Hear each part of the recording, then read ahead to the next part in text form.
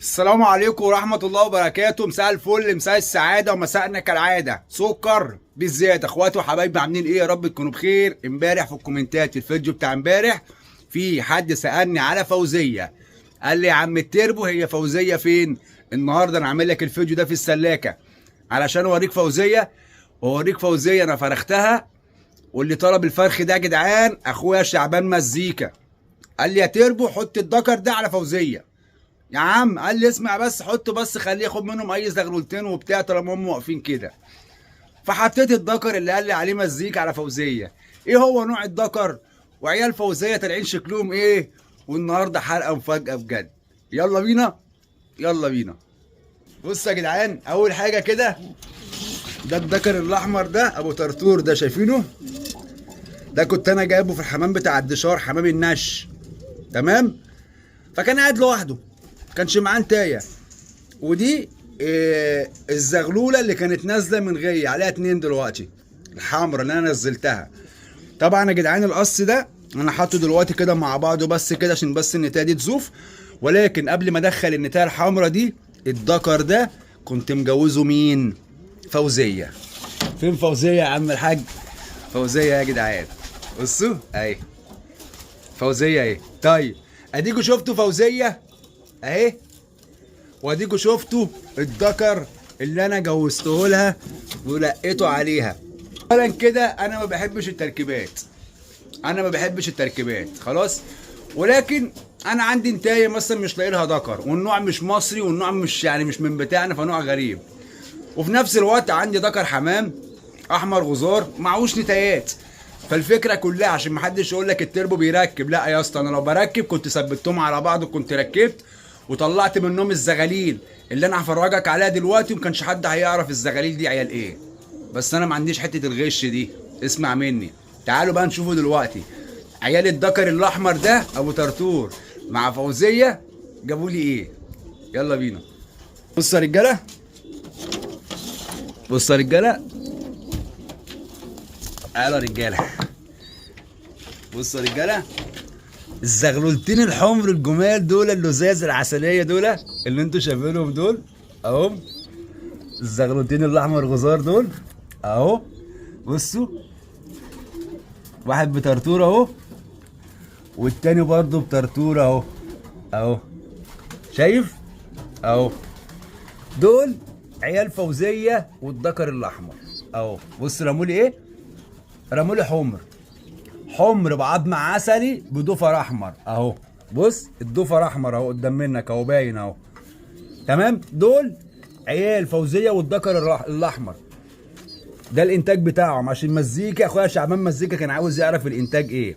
خد بالك بقى من حاجه، انا هنا عامل ايه. ما تقعدوا بقى يا ابني انت وهو بقى في الطاجن بقى، خدوا بالكم بقى من اللي انا هوريه لكم دلوقتي. خلاص خد بالك.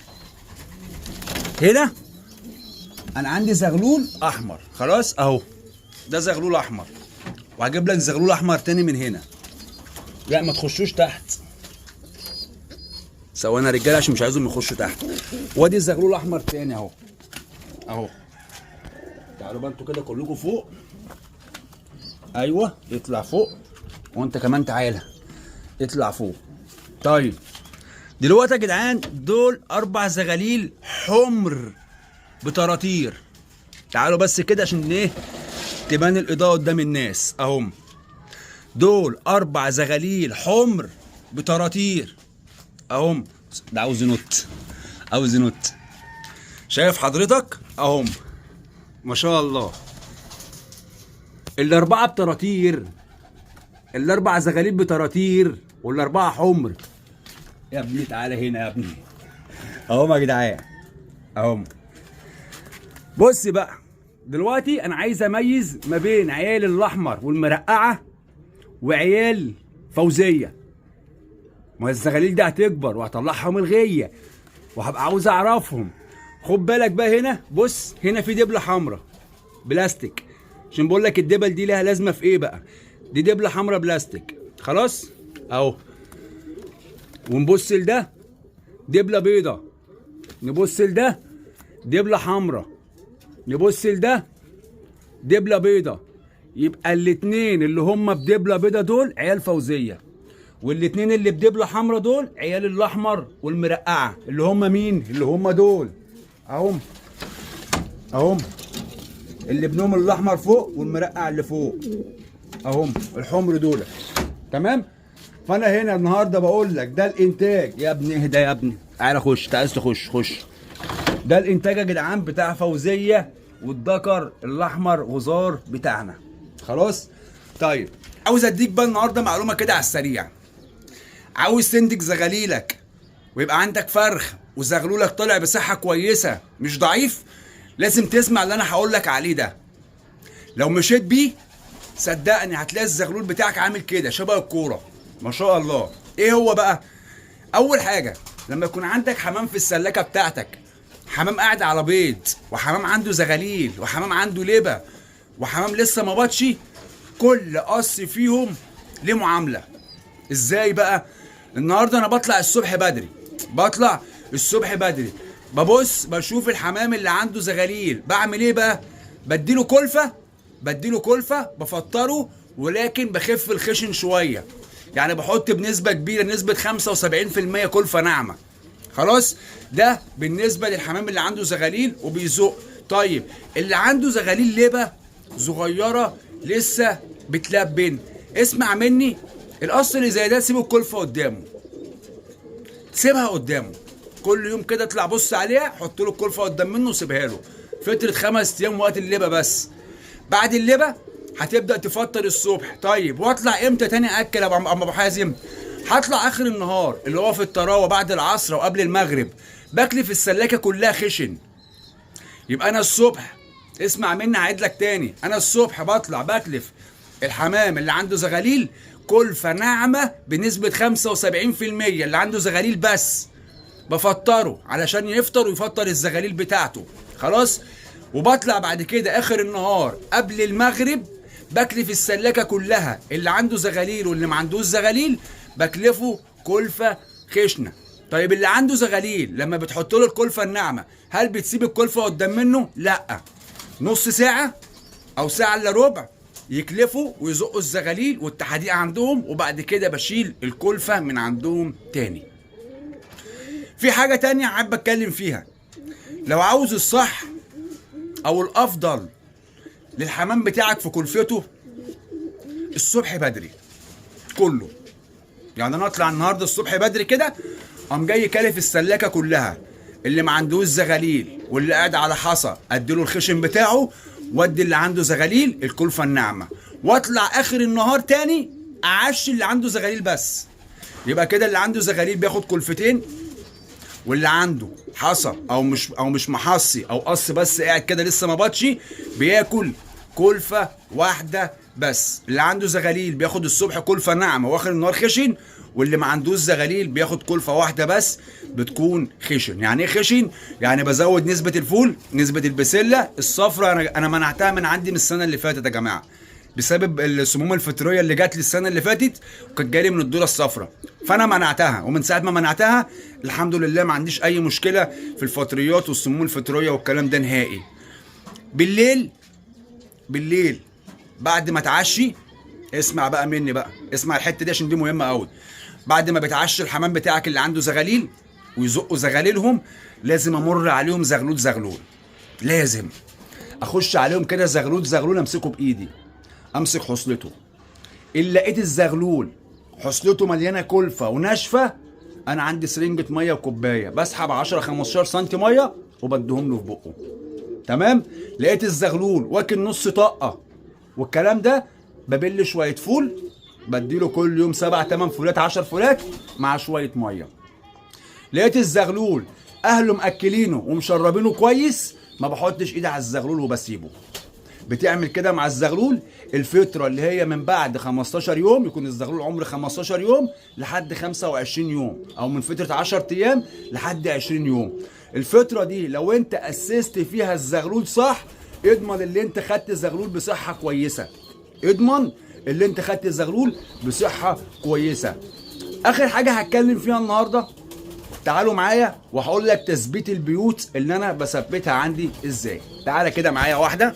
بص، انا مثلا ذكر زي الصوفي ده حطيت له النتايه العاده ابنهم فوق بيجري. خلاص، وبجرب منه عش.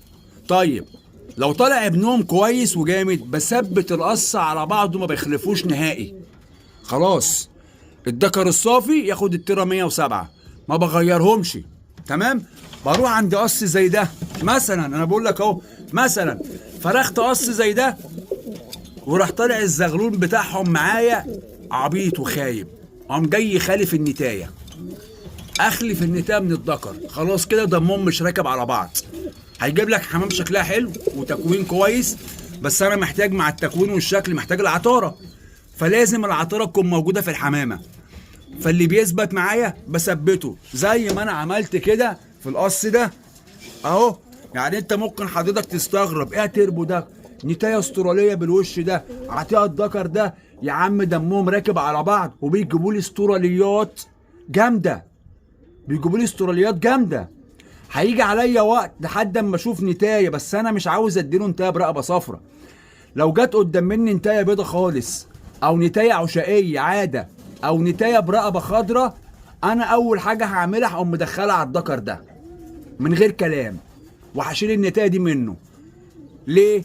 علشان ما اخشش في سكه نقوشه، اجيب حمام نقش وانا ما بحبش النقوشه بصراحه، هخش في سكه نقوشه. لكن دول مع بعض على كده راميين لي زغلول فوق برقبه خضراء، او استرالي بس برقبه خضراء. فلما الاقي له نتايه ان شاء الله باذن الله برقبه خضراء، هقوم مركبها عليه وحاططها عليه وفارخهم. لكن انا دلوقتي حاليا الاتنين مع بعض بيجيبوا لي زغلول استرالي كده تلت حلو، شكله حلو، جامد في النش، مقدم معايا برجوله. فخلاص اثبتهم لحد اما اجيب له نتايه.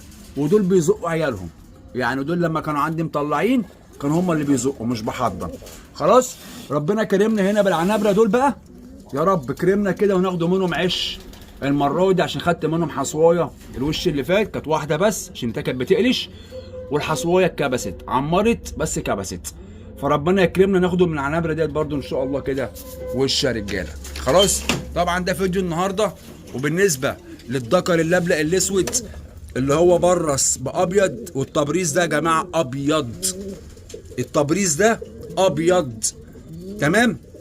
جالي كومنت امبارح برضو في الكومنتات بتاعت الفيديو، طيب يا عم التربو هو ليه الفرد عمل كده وعمل كده ازاي وعيان؟ واخويا احمد المصري دخل امبارح في اللايف قال لي ابو حازم انا في حاجه مش مقتنع بيها في الكلام اللي انت قلته في الفيديو، والله العظيم 3.